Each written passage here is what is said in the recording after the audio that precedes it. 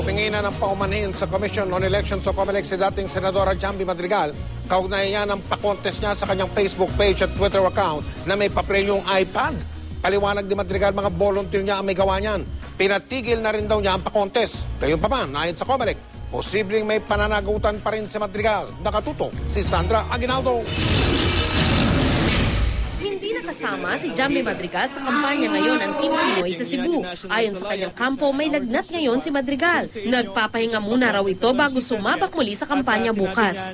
Pero naglabas siya ng statement kaugnay ng kanyang Facebook page na nag-anunsyong magpapapremyo ng iPad sa isang pa-contest. Gate ni Madrigal, ang kanyang Facebook at Twitter ay pinapatakbo ng mga volunteer at avid fans ng kanyang advokasya kontra korupsyon. Humingi din siya ng paumanhin sa COMELEC para sa aniyay nagawa ng kanyang mga volunteers na para sa COMELEC ay paglabag sa election rules.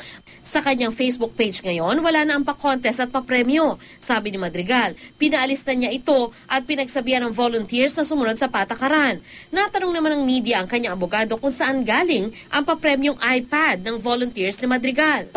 Walang price na pinag-uusapan dahil hindi alam ng kandidato. Siguro pagdating ng panahon as we go through the process of really finding out what happened, malilinaw natin kung talaga bang may iPad na ipamimigay.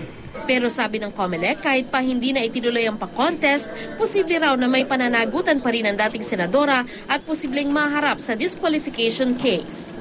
Ang risk is ultimately makita namin na talaga palang may violation o di tutuluyan na namin.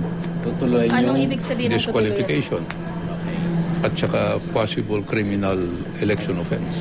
Kapag nagkataon, hindi naman daw iiwan ng Team Pinoy si Madrigal. Sabay hirit na wala namang batas na sumasaklaw sa paggamit ng social media sa panahon ng eleksyon.